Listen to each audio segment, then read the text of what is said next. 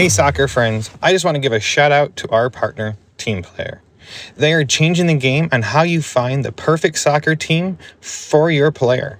Parents, this means no more endless social media scrolling to find information on teams. With Team Player, everything you need to know is just a few clicks away. It's simple, straightforward, and lets you find the best coach and team for your player without any of the usual headaches.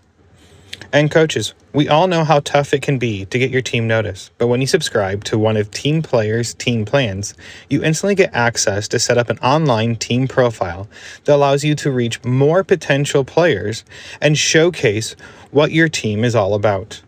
It's super easy and lets players and parents see why your team could be the right fit for them. And if you sign up using the promo code PITCH, you can try any team plan free for 1 month. So whether you're managing a team or searching for one, come on over to www.teamplayer.us. That is TEAMPLAYR.US. And come give Team Player a look. Family-owned Soccer Innovation is your go-to source for top quality equipment. Whether you're a player, a supportive family member, or a dedicated coach, they have everything you need to elevate your game. For players, their innovative equipment are designed to boost your skills and performance on the pitch. From their agility cones to their portable goals, they have you covered. And family members, they offer durable equipment that's built to last because we know your support is critical to your player. Coaches, trust me, they can provide the equipment you need to run effective training sessions and shape the next generation of soccer players. Visit Soccer Innovations at soccerinnovations.com to start elevating your game with them. And if you use the code PITCH, PITCH, you can receive up to 10% off your next order.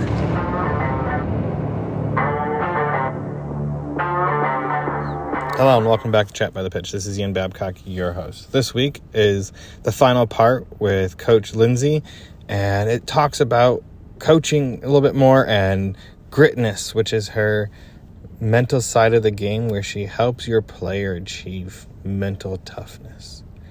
And I think this is such a huge part of the game, so I won't say much more. So let's start this chat and head to the pitch.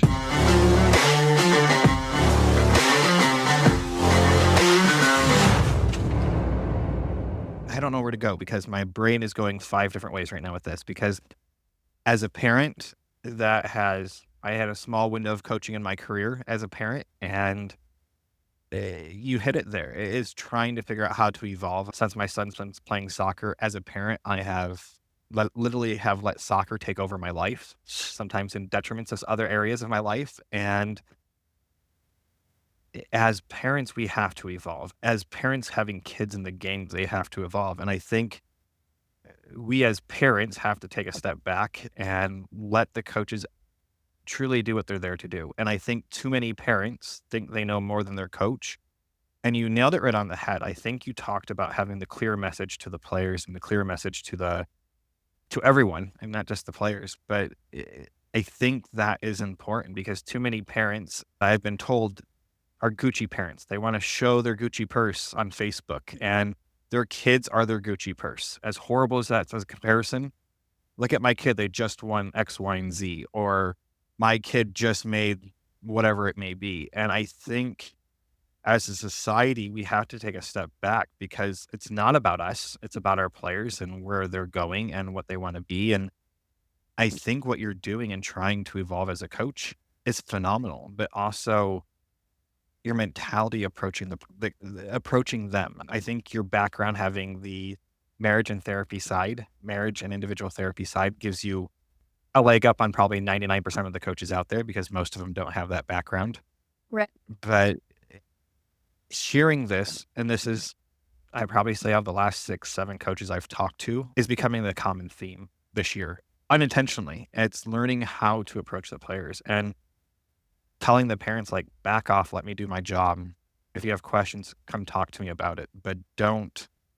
And I'm watching sidelines more and more. I know I'm bad. My only problems, I have issues with refs because they can drastically change the outcome of a game, but that's a whole nother topic for another day. But I have learned not to yell at my son about his soccer. I have keywords I share with people. I have please, and I use a curse word with him because I feel like he's mature enough to understand the frustration. But it's play like crap. I use a curse word in there. Practice like crap. You play like crap. And I say please, and he understands what I'm saying. I know you're working, but you need to work, so you stop practicing this way and stop. And EAR stands for emotions affect your attitude affects your results. That's all I have to say to him. And BG, which is ball and ground, take your aggression out on the ball and ground. 3 things. No one has to know what they mean, but he knows if I'm saying them to him, it doesn't mean anything about his soccer. It's about his head game and where it's at. And I yell EAR more than anything else now because he's getting to the phase where he is doing what he thinks is right, and he's letting his emotions affect his results, and his results is But how he plays. Yeah, so I was an elite athlete my entire life. You know what my current right, rate? right. Nothing. Nothing. So One thing, not one single thing. Never coached me on the sideline. Didn't check. My mom would run up and down the sideline, but never coached me, never said anything. Get in the car with her, and I knew if I played well or if I didn't. She was only echoing whatever I was saying. On the rare occasion, she might confirm, yeah, it wasn't your best game, but never, you should have done this instead, or you should have done that, or why did you this, or not one time. My mom never approached a single coach except one time when I was going to quit because they kept moving me all over and I had no idea what the hell my actual role was. So right, you're consistently giving me feedback, but I'm in 10 different spots inside of a 20-minute period, and I don't know what you expect in each role. So you know what? I'll wash my hands of this whole nonsense and be done. so your mom never said anything. I have learned not to pick. The only thing I get on him about is his effort because that's the only thing as a parent. Nothing. Nothing. That didn't, Mom didn't even touch. No. this is my problem. My wife is really good at not saying a single word. And I'll always ask him, like, how did you think you did? And he played in a game last night, a scrimmage. And in my opinion, he caused both goals. I didn't say a single word to him about it. He goes in, he missed a tackle, and they go down and score. But I didn't say a single word. In the moments all leading up to before that, you understand? Right, yeah. And I just got there to watch. I just got there, so it was not like I've had a chance to say anything. I'm just sitting there, and he's playing 2 years up. And I'm not gonna be honest, like, the coach even told him, like, that last goal was your fault. No. And he pointed it out. And I don't know how to get into him because he's a very talented. I will always say, as of right now, he's above average for his age. Not playing 2 years up, but for his age, he's above average. He's played up for 3 years. And as a parent, I'm trying to figure out how to guide him because we're getting to the age where he will be cut if he doesn't put the energy in, or he will be benched.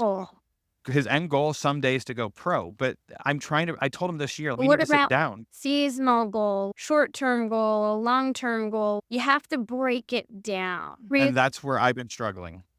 Problem is that as a parent, and this is a problem with a lot of parents, I don't know that you can break this down for him. No offense, like, you did not play the game at the highest level. You're not a soccer expert. A trained professional should be doing that. Just I see all these posts in this soccer group about my player is struggling with consistency and this and that, and the coach this and the coach that. Most coaches are not trained to coach the mental, emotional side of the player. I don't know why people expect this. I don't. It's like going to a mechanic and expecting to get a prescription for an earache. These are two separate things. They're separate. They do not just go together. Just because we coach the physical team with physical bodies does not mean that we are all trained to coach the mind of the player. Right. It doesn't work like that. No, and I don't know where we've been talking. We just ordered Dan, I can't think of his name's book on mental. Yes. Yes, we worked during the pandemic. And so we literally just got delivered since we've been sitting here. And my wife ordered it from, what do you think? I go, I've read a lot about this guy. I think he's great what he's trying to do. But I'm to the point where, as a parent, I realize, like, we all have our lanes. Like, my job is to make him the best person Your job possible. is I can't make it to the practice and to pay the bill. right, Your job to right. create a comfortable space for him to get into a car. And if he wants to cry, he can cry, get it over with and done. Or he can get in the car and be proud of himself. And you are that. I keep telling the parents, I'm already hard on them. I don't need you to be that person too. I am already absorbing that role. You need to be opposite of me. Everything harsh that I am, you have to be the softest landing spot without bashing me. Because now you create. And I think that's a problem where parents I have no problem with Landon being lectured or yelled at or being told he did something wrong. I honestly don't, because at the end of the day, that's the harsh real reality of this game. In 5 years from now, 6 years from now, if he ever has the chance to go play on a professional team here in the United States, coaches they don't sugarcoat it. They tell you exactly what you're doing wrong, what you're doing right, and that's the coach's job. And that's why you're talking about your journey and the competitiveness in you and the having the player come up and hit you from behind and you're not going to talk to him. I don't know how to teach my kid because I would say, more on the feeling sides of things than but he's super competitive. You get him mad, he's going to level every player in front of him and score the goal that he needs to score. He got knocked down. This happened a couple weeks ago. He kept on getting no calls being called, no calls. And he's looking at us. I'm like, putting my hands on, like, just calm down, do your job. Like, all I'm telling him to do, because he's looking at us. See, And I'm like, most on and it's like, they give zero feedback. You know why? To create no codependency. and I don't know how to do that. It's like, I tell him, stop looking at us all the time. Like, and now I'm like this. Like, I do that. I did that to him. So psychologically, how I would break the behavior is when you think he's going to look at you, look away. And you will systematically break down the looking because he's never rewarded by making eye contact with you. So when you Gotcha. think he's going to look at you, look away. But he went out there and dribbled right down the right-hand side, probably about a 30-degree angle on the goal, outside the box for a 9v9 field. Left-footed shot. He's right-footed. Back left corner of the goal. So this is And I go, you got... problem for a lot of parents is that we don't acknowledge the level of codependency that we create within the player. And so as a coach, I can see it very easily. Psychologically, I can see it very easily because of my background. Now ask me how I coach my own kids from the sideline. I do not sit quietly. And every time me and my girlfriend roll to the goal, don't you want to just enjoy the game? If you're talking to her the whole time, you're not even enjoying the game. You're literally coaching during the game. And I'm like, but she's not in the right spot. The coach didn't teach her to be in the right spot. So I'm just helping her be in the right spot so she can be more successful. And she's like, let her figure it out. Like, she'll figure it out. So I'm learning also as a highly competitive individual how also to be that person who shows up and just watches and doesn't say a word. With my olders, I can do better. They're older and they should know by now. But like with my 6-year-old, with the beast mode that she has alive in her, I'm trying to help her out. Right. And she'll look at me and she'll be like, and I'm like, should I tackle? And I'm right. Come on. Till.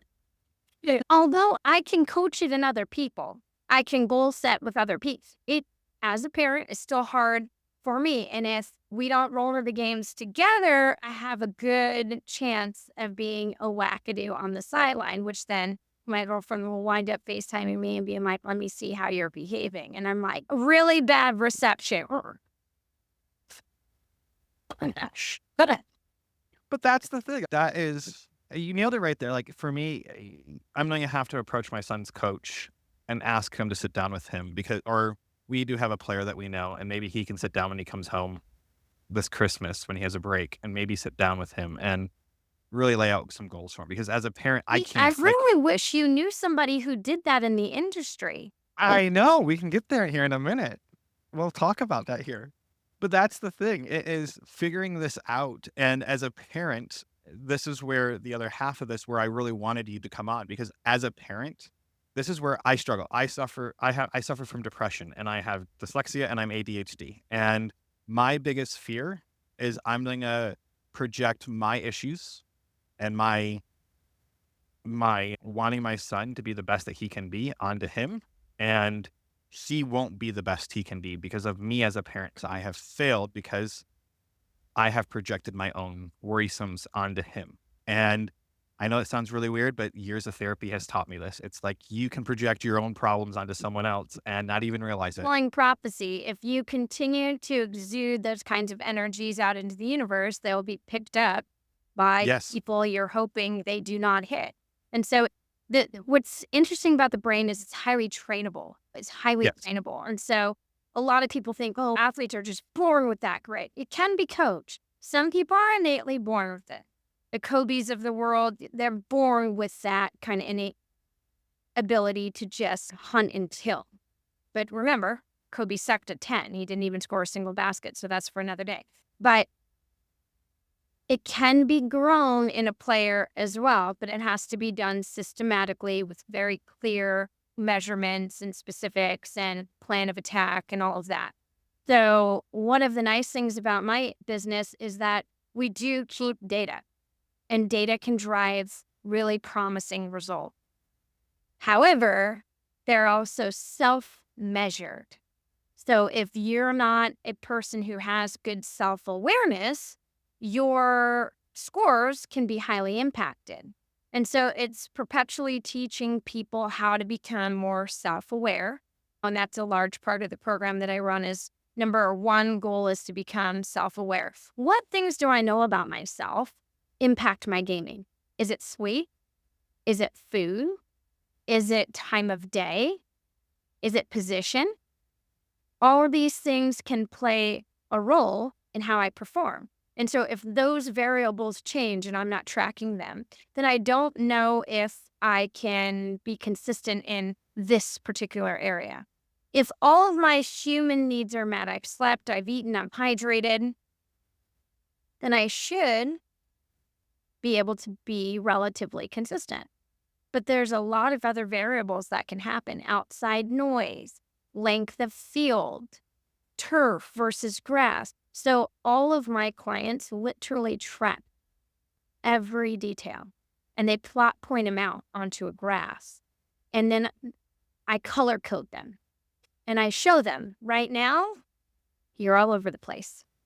You have a great performance, then a not great performance, and then a medium performance. And then, so let's go back and let's identify patterns that might be impacting your play. And then by controlling those, making people more aware, oh my gosh, I don't perform good in the morning. Okay, then what does that tell me? Maybe that tells me whatever time I'm waking up, I need to be up a whole hour earlier because now my body doesn't think it's super early morning anymore. If I become aware that my gaming is compromised at a certain time of day, I can actively work against that. Will I be perfect? Or close to, maybe not, but you'll be better than you were by being conscious of it. So that's what my business does is working with players to identify what kinds of things can we manipulate and change and how do we avoid those things that are not good for our gaming? How do we increase the pieces that are good for our gaming? How do we become the best version of ourselves consistently?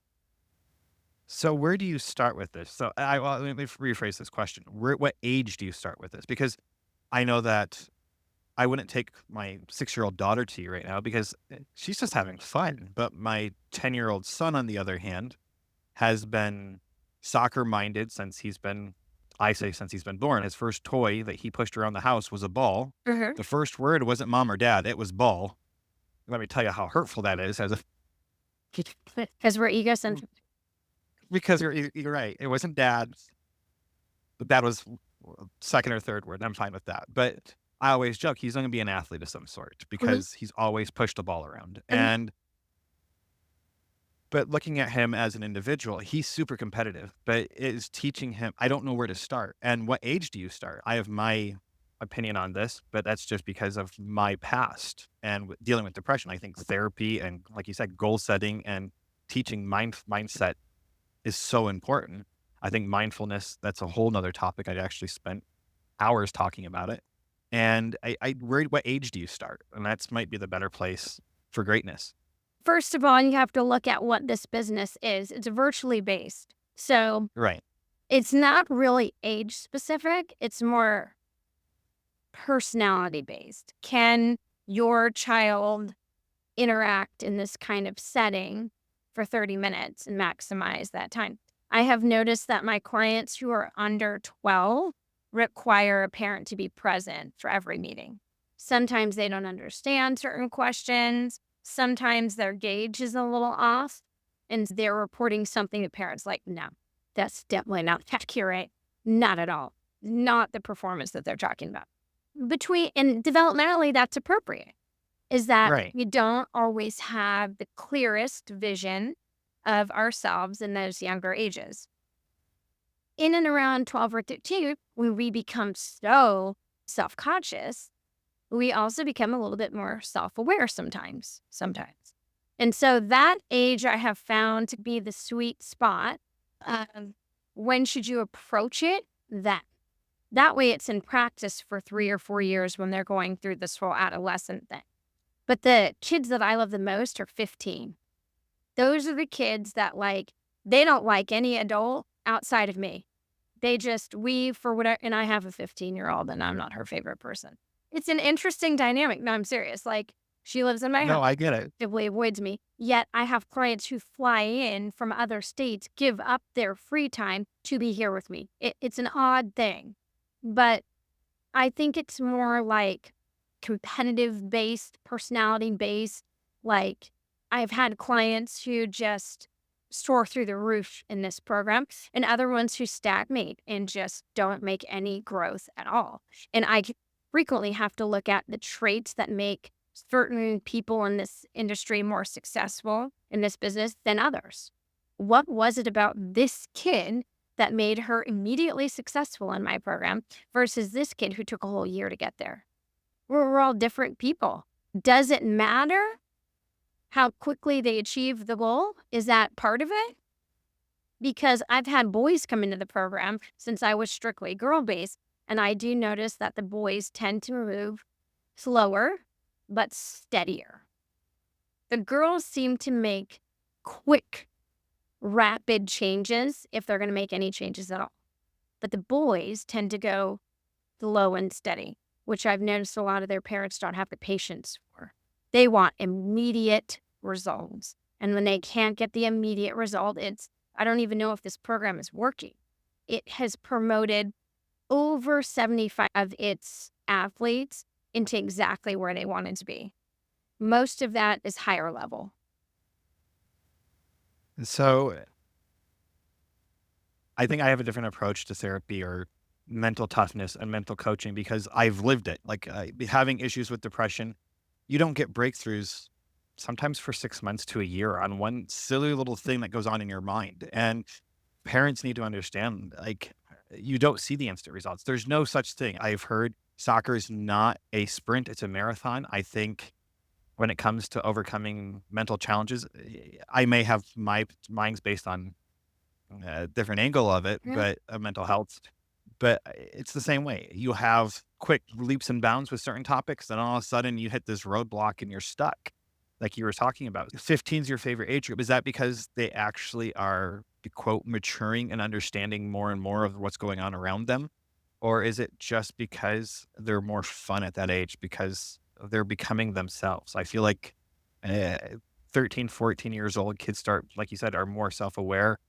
And 15, they're starting to realize who they are as individuals. And then you can help. It's easier to help someone when they're more conscious of who they are. Let's be real. Maybe it's just the kid in me. Maybe it's not that complex. I don't know. Maybe it's that kid in me. I don't know. I have an easy time relating to that age range. And I have a lot of 15-year-old female clients. And that is my go-to usually.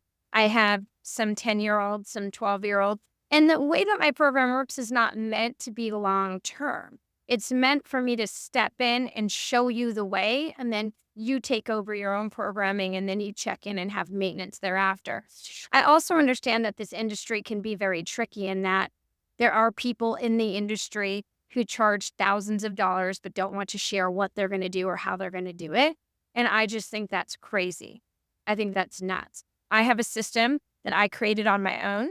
Everything is on me based. So I do an intake just like you would do a health screening at your doctor's office. I do the same thing. I do a soccer screening that asks every relative question to how you got to where you're at, the good, the bad, the ugly, all of those things. And there's a medical portion in there because I've had simple things happen with players. Are you even medically, your body Right. and everything intact with that body has to be at 100% in order for us to expect 100% out of this person. And so if you've never had your eyes examined and you're having timing issues, this could be a very simple fix with glasses. Super simple. This has happened more than one time to me where I get a client and I'm like, can I ask you something? Have you ever had your eyes examined? Nope. And I'm like, and so what you're describing to me based on the timing seems like it's not physical thing, like your body is not feeling it. It's not motor planning issues. Seems like perhaps your perception and what you're seeing out of your actual eyeballs might be the problem. Oh, yep, turns out I needed glasses. Boom, has it down. Excuse me. So there's that, the intake, and then there's a goal plan where I diagram and outline to them, this is how we're going to get you from A to Z. Step by step, but you can't skip anything. You will not skip. And if you skip, we go back to that before we go ahead. And then we take measurements and we compare those measurements. And there's a lot of other things in the program, but I am always happy to get on a free consult with people, show them how the program works, show them previous results and what's gone on with other clients, and then go from there. I'm also highly selective about who I bring into my program because I'm I limited time. I cannot take on a maybe client. I have to be pretty sure that this person really wants to be in the program, is going to do the work. so you don't take on any normal, don't take on maybes. So what is a normal program like? So do you meet weekly? Do you meet bi-weekly? Do you meet monthly? And I know that you called it maintenance. There's the word I was looking for. Sometimes like once a month, once every Like so many 3 months. years plus. And it sucks. What was that? I've had the same clients for over 3 years. And there's nothing, So I getting don't see anything. this program is a bit challenging because there's just not enough slots. But Right. when the typical client comes in and meets every single week until their stability, just like regular therapy, you meet once a week, every week, until you graduate into maybe every other week, once a month type thing. And so the average would be a minimum of 8 weeks. You're rewiring your brain. Those things, Right. It takes time. they take time. So I would say a minimum of 8 weeks. A lot of clients see change within 2 weeks of just opening the mind up and going, oh, I need to be more aware of that. A player almost instantaneously can make a change, almost instantaneously. So they meet weekly. It's only a 30-minute window. And then once they graduate into more consistency, more self-awareness, more ability to manipulate their own gaming on their own, really without my consistent help and advice, they'll go every other week. Then they'll go down to 1 month and then as needed.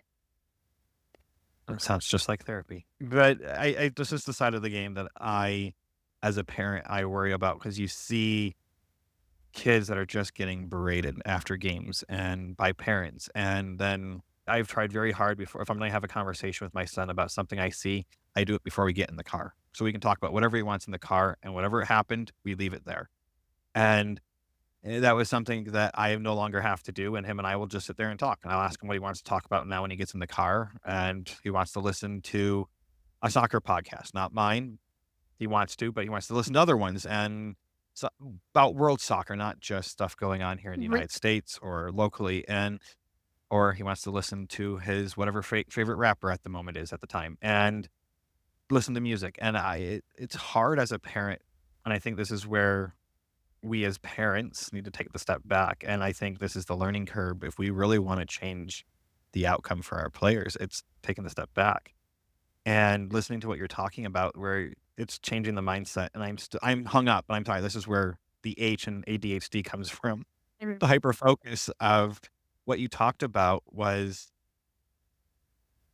as parents, like how we get fixated on their performance. And you talked about your mom not saying a single thing. And I think this is maybe guilt, underlining guilt right now I'm having with it all, because as a parent, I have to learn that. And then if you're involved in this, how do you work with the parents? Because a parent can sabotage everything you're doing within that I 30 minutes usually with them. wind up becoming the part-time therapist to the parent too. That's Okay. usually how it is. I have a great relationship with all of my clients and all of their families. And see, the thing of it is, yeah, I could charge thousands of dollars because that would really make it worth the amount of time that I spend with these folks, but also the regular human beings. And sometimes it helps to know somebody in the industry who's invested in you and your kid and will go out on a limb and spend 5, 10, 20 minutes here or there, really talking you off the ledge, explaining why, helping you understand and see things from a different perspective.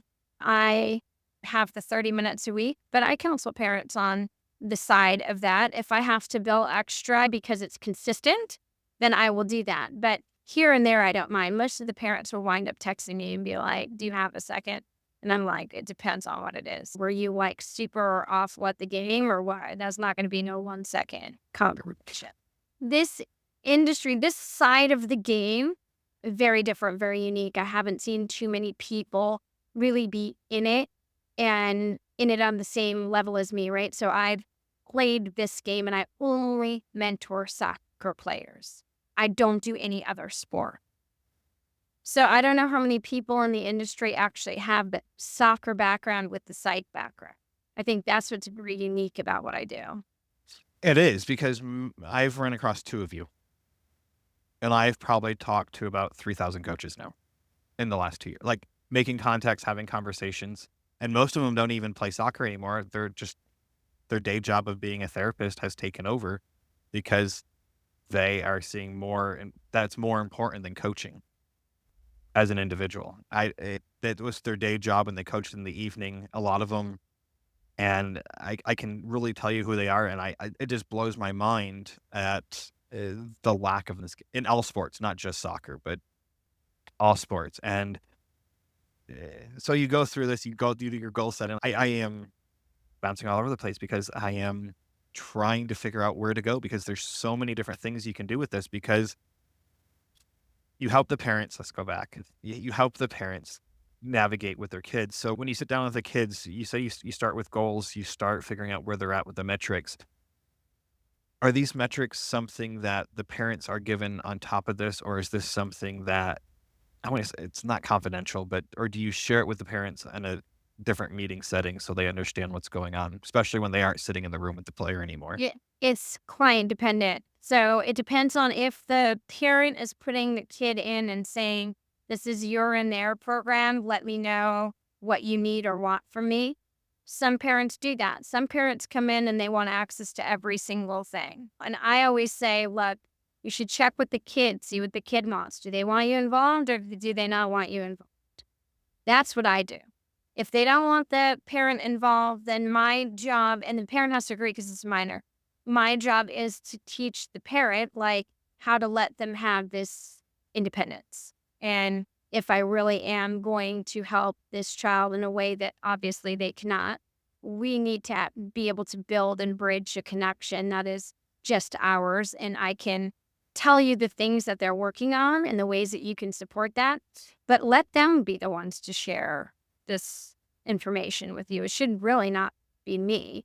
I'm just the Right. go-between, and then eventually I'm going to pull myself out and let them have this cohesive connection. And a lot of that means having separate conversations with the parents on the side and explaining, as much as you think your role is to do this and this, your role is really to do this, nothing. Don't say anything.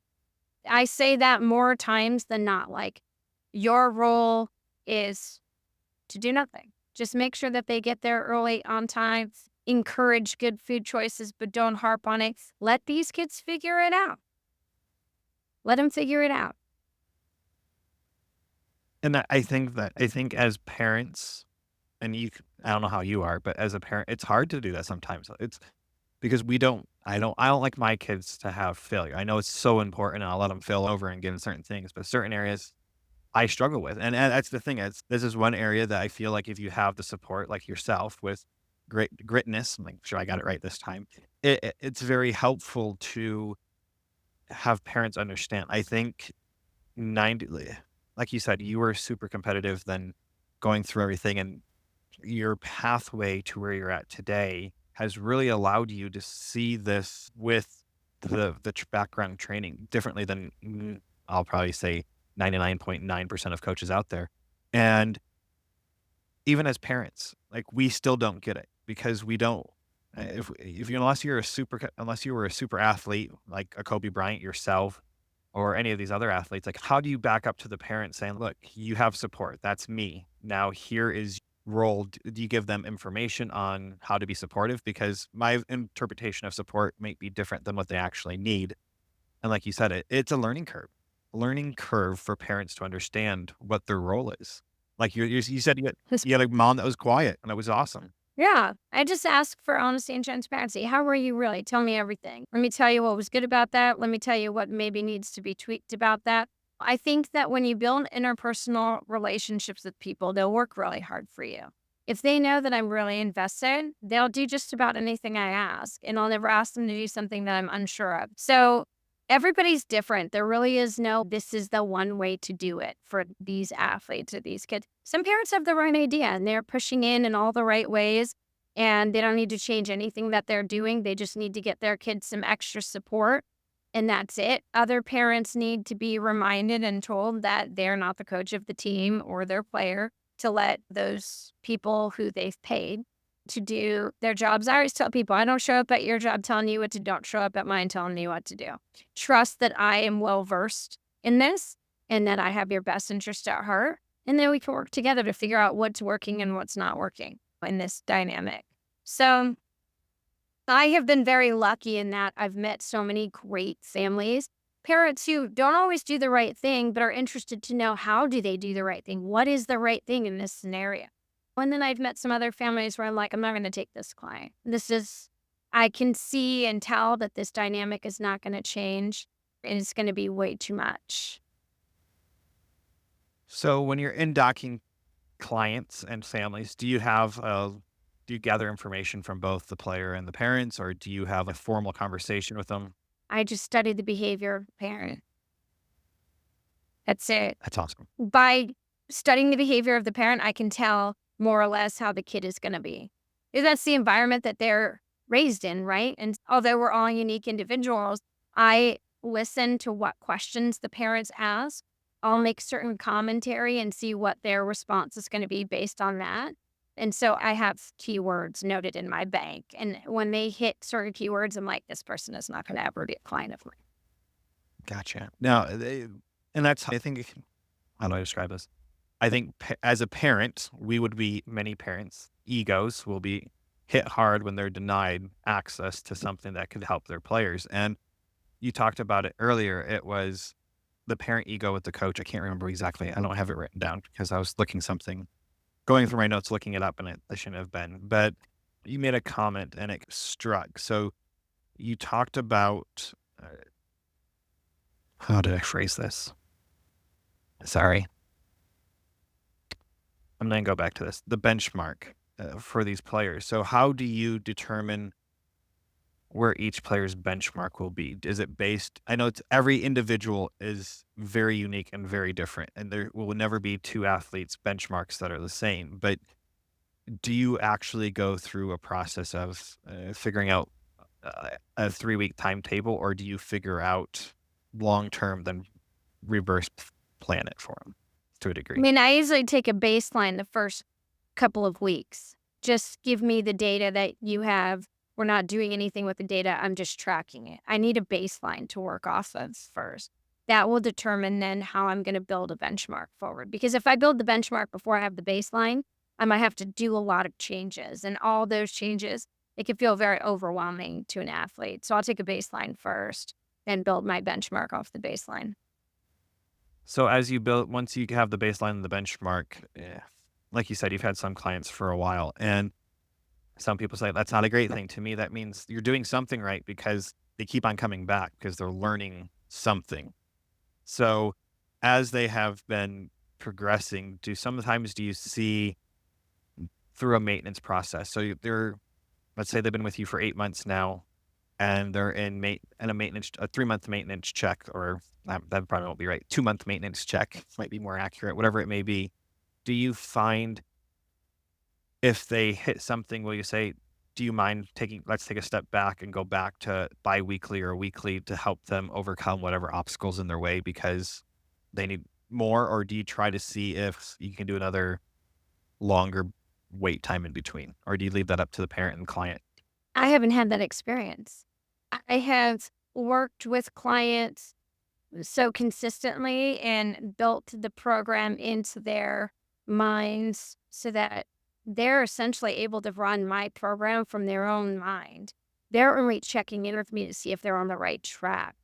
Most of the athletes that I coach do not go into relapse, is what we would call it. They don't have this spiral fallout situation because of the systematic way that we do things.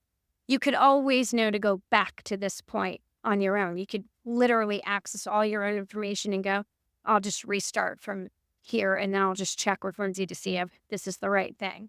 They could come back here's the thing. Growth it should be like eternal, right? So just because they've grown in one direction doesn't necessarily mean that they've grown in another or another.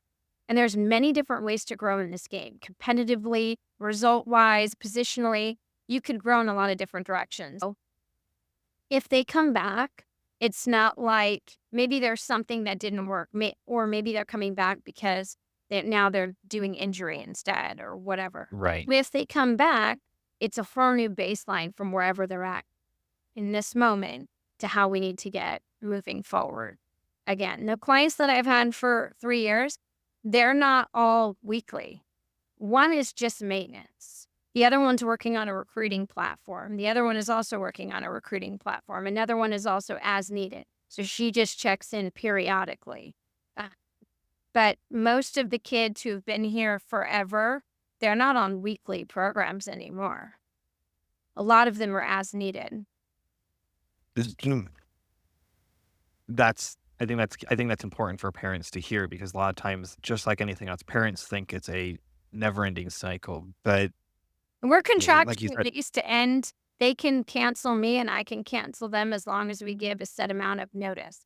And my program doesn't require you to be in it for a year or 3 months or 6 months or 7 months. You paid for your intake and your goal plan. You're allowed to have it after that. If you want to try and run and manage it on your own, that's fine. You won't be able to do what I do without me. There's that in it too. and I think parents need to understand that it's the success of their player off the pitch. And I think this is where listening to your story, listening to what you're offering with Gritness is not just setting them up for success on the pitch. I think we focus so much for them to have success on the pitch. From the sounds of it, you're also teaching them how to be successful in college through the sport. I'm not trying to put words in your mouth, but if you teach them how to build off a foundation and teach them how to build goals and be focused, they're going to be successful beyond the pitch. Sure.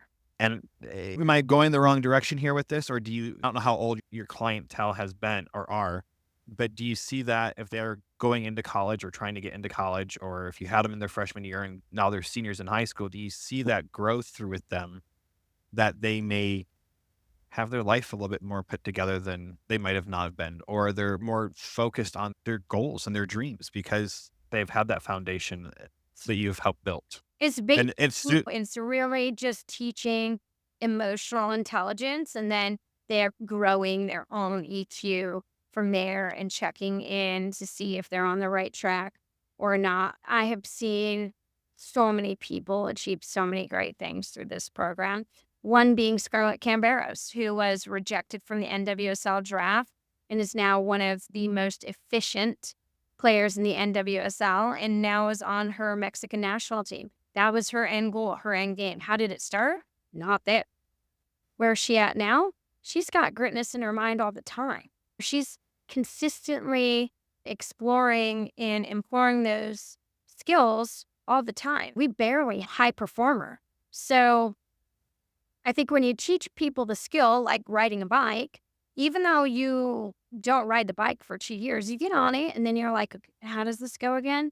Oh, okay, I got it." It's the same kind of thing. If in fact you were able to set down the right foundation for it, if you can set it down and be consistent in that front end part, usually you don't need a whole lot on the back end part. As you're building these players up, do you actually physically see the light bulb go off in their minds and having them have the aha moment, as I like to call it, whatever they're struggling with at the moment, and then as they overcome that, the next goal or the next achievement that you're doing with them, creating that grit in them, do you see those moments more and more? And then when you have your maintenance sessions, do you see the excitement that you have built with them come through? It's very cool to watch. I maybe parents might not understand that, but it is I saw as a coach for the year and a half I coached the aha moments as a coach doing something technically, but the mental side of the game, I don't know. I never got to see that because I was dealing with 6-year-olds, but and I'm not in that realm. But I was just curious because as a parent, that is something that I think is important for parents to understand that there are aha moments in those moments too, and I don't think we get to those moments. Now, through this course, do you help with mental toughness or mental awareness on how to handle the grit? I guess that's you're calling it grit. I might call it mental toughness.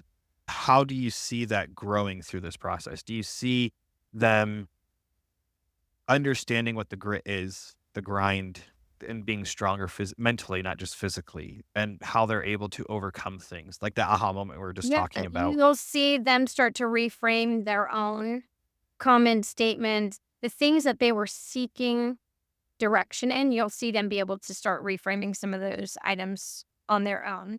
That's one of the major pillars to seeing movement here is how much do they become accountable, aware, conscious of some of the things that are taking place where they lean in for me to break everything down. You'll start to see them chip away at, or maybe it was from this. And then when they jump on, then maybe it was this, then the floodgates start to open. That brings me to this and then this. You'll see that kind of behavior. And there's a lot of different little movements that you'll see based upon what it was that they were working on. More accountability, like he told me this, and normally I would have thought this or felt this, but then I thought maybe they meant it. So a lot of reframing and stuff will start to happen. Reframing is a big part of the program, is learning that sometimes it's not necessarily something was said, but what was actually said. If I could remove the tone, what was the instruction? And is that instruction to make me better or worse or whatever? And even if the intent is to make me worse, how am I responsible for turning it into something self-motivating and productive for myself? I like that. I'm going to ask my favorite question, and it's a two-parter because actually, before I start that, is there anything you'd like to say to parents, particularly around this topic, or share with them? And then I'll ask my favorite question. I would just say that to be fair to the industry, coaches are meant to coach the team. And it's okay to do individual training, and I encourage that. And I think that's something that players have to target on their own in order to come into the team and then be successful. But we're regular, everyday people. And most of us do this for the love of the game. Very few of us do it as an income. But if there is something that is not working for you or bothering you or whatever, I would approach it in the most, friendly way. Hey, I noticed this. I noticed that you consistently giving Jeremiah feedback like during the game, and it seems to be directed only to him. How can I support you so that he is able to do those things? That's very different from, I noticed that you're harping on my kid all the time, targeting them, and you're breaking his spirit, because it's a very different conversation. You have no idea what kind of day your coach has had. You have no idea but the message that he may be trying to build in your play. You don't know. but you didn't ask. That you don't want to consistently be asking, but more recognizing a pattern. It's been 5 games and my kid has gotten decreased time over 5 games. I don't hit somebody up after one time. Seriously. That is like the biggest annoyance for me is I change something up one time and I get 40 text messages. I'm like, what about the 45 other times? If you're harping on the one time, what about the 45 other times? So I would just say, have grace, try to be coachable as an individual, as a parent, do the best that you can to go into the situation and support it. And then in the end, if it doesn't work out, you don't ever have to coulda, shoulda, woulda. What if I would have been more positive about the coach? What if I could have done more? What if I should have behaved like this? No, go into it the same way you're asking your athlete to go into it. Being coachable, being positive, working your hardest, doing all those things. That way, if it doesn't work out, you don't have to feel bad at all about it. And that's how I approach every single kind of relationship that I have, every scenario that I have. I'm going to go into it 100%. I'm going to be the best animal parent I can be before I ever say, this animal does not suit my home.